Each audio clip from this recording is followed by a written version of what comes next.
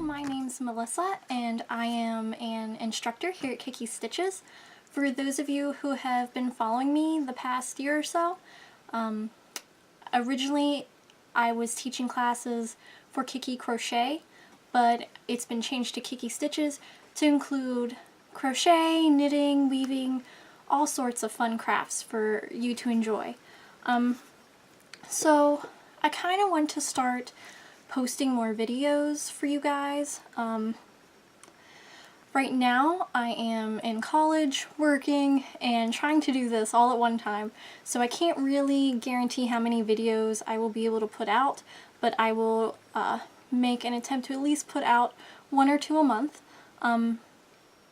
Today I kind of want to go over the basic crochet, stitch, and a little bit about how to identify what type of yarn and what size hook you need for complete beginners crocheting, because a coworker of mine, she just started crocheting, and I thought this would be something for someone like her who wants to learn a little bit more about how to do it, and that's what we're going to do. So first off, when you are going to crochet, I recommend, this is just, I actually have the label on here so I'm using a darker color, but if you're just learning, I would suggest starting out with something lighter. It's a lot easier to see your stitches, and that way if you make any mistakes you'll know right away, whereas when you're working with a darker color it's a little trickier to see. But I wanted to show on the label, you're going to have, it's going to show you, this is the weight, a size 4. This is about the average kind of yarn that you're going to find when you go into the store. It will show you, if you're knitting, what size knitting needles you're going to need, and if you're crocheting, what size crochet hook you need. Typically with worsted weight yarn, the recommended size hook is a 5mm, but this can vary depending on what you're making. A lot of time if you're making amigurumi, which are crocheted stuffed animals, you're going to go a much smaller hook because you want your stitches to be extremely tight. And if you're making something that you want to be lacy and flowy, you're going to pick something that's a little bit bigger. So that's how you read the label. When picking crochet hooks, it's kind of whatever you decide you like best. I got these on Amazon. These are WooWorks. If you've ever seen Howie Woo, he makes some of the neatest crochet things, and I followed him for quite some time, and then I saw he had these hooks, so I got them, and the price was fabulous for a whole pack. It was like $10. And this one, clearly I have used a lot. It looks extremely rough, but it should say on your hook somewhere what size it is. Here I have a metal one, and on here it says size 8 or H. I don't know if you can see it very well in the camera, but depending on where the pattern is and who writes it, they might list the hook via the letter or the number. Some of them will have both, but it's always good to have maybe like a little chart so you know for sure, because I don't think these don't have the letters on them. And I honestly can't tell you the letters. I still have to look. So, the question that my coworker had was, how do you make shapes? And this is, from what I understand, I think she was just making a chain and going back and working over the chain and then undoing it. But I'm going to show how to build up, and you could use this. This is going to be just a basic single crochet stitch, and you could use it to make a scarf, a washcloth, whatever. So I usually, when I start out, I do like a little twist so that I have it there and secure, and then I go ahead, and that's a chain. So whenever you're chaining, you just wrap it around and then pull it through. Wrap it, pull it through. And you just keep doing that for however wide you want your project to be. For this, we're not going to go too far because I just kind of want to show you how to build up on those stitches. So like that. whenever you go to work across, you're going to skip this first stitch. You don't do anything with what's on the hook. You keep that loop on the hook. The next stitch you don't do. The one after that, the second stitch from the hook, you're going to put your hook into it, wrap the yarn around the hook, and then pull it back through. You're going to have 2 loops here, and then you're going to wrap it around the hook again, and then you're going to pull it through both loops. And you're going to do that the whole way across. You're going to stick it into the next chain, wrap it around, pull it through, wrap it around, and pull it through both loops. You're going to do that the whole way across. Okay, so once you do it the whole way across, and you can see that it's a lot thicker now, and now your chains, it looks like a braid almost. And these are the stitches that you're going to work in when you come back across. When you get to the edge of your row, a lot of mistakes that beginners make is they will not make one chain. You just make a single chain, and you don't do anything with it, and then you continue to work through the stitch from before. If you don't make that chain, you're going to start to get where your sides are going to like taper, and you're going to have to add stitches, and it's going to be really uneven on the sides. As long as you add that one extra chain and then work across, it's going to turn out even, and you do that every time you hit the end of the row. So now that I did that, you turn your piece,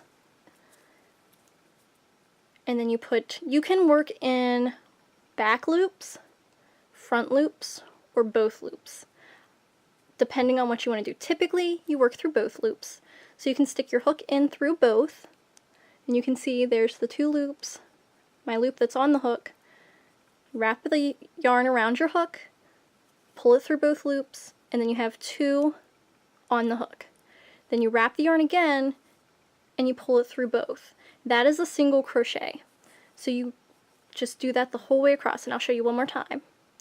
You put your hook through both loops, wrap it, pull it through, and you're going to have 2 loops on your hook, and then you're going to wrap it and pull it through both of those.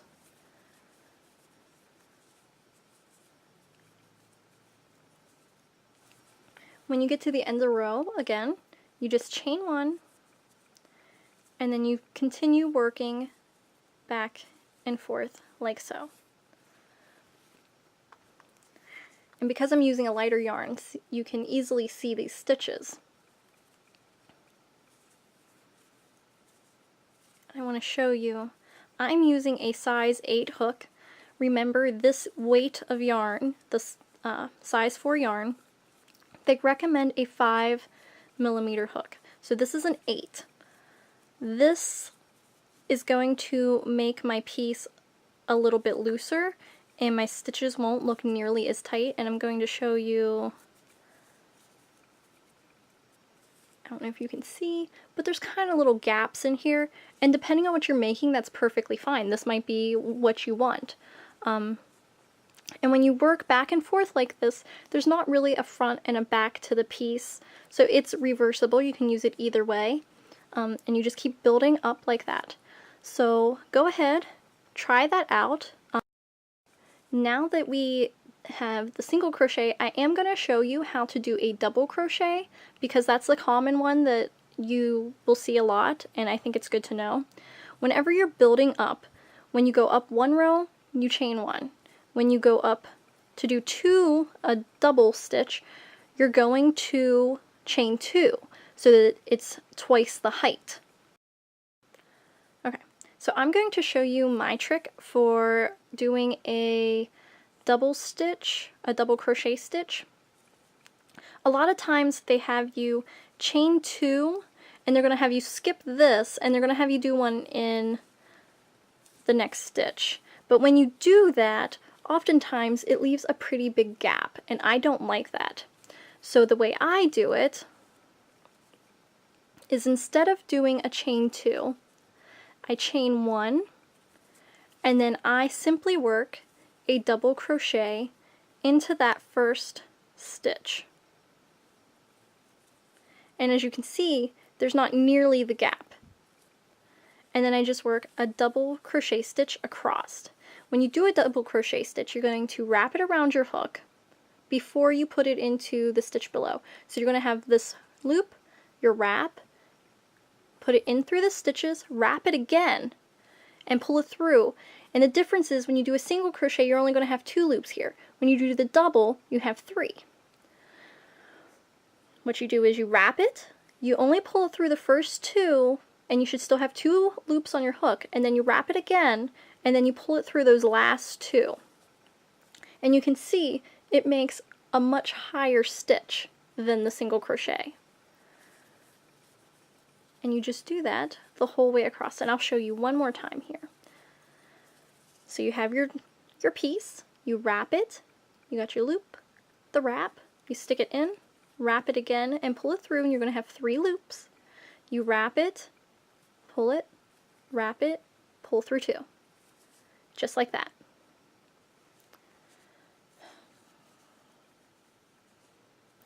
Okay, so I finished a row of the double crochet, and you can see it looks a little different.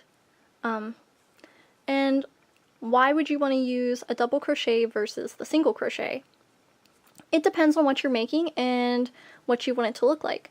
The double crochet does seem to go a little faster because you can build up your work a little quicker because the stitches are a lot higher, whereas the single crochet, it's a very short stitch and you got to keep going back and forth. Depending on what you want to do. You can also, if you were to keep doing this and making a scarf, you could alternate different types of stitches like that, even for a different texture. So I hope that this little tutorial kind of gave you a better idea of how to get started with crocheting, and you should know the basics now to make a very simple crochet project like a scarf. And if you found this video tutorial helpful, please subscribe to the channel. And I will see you guys next time. Bye!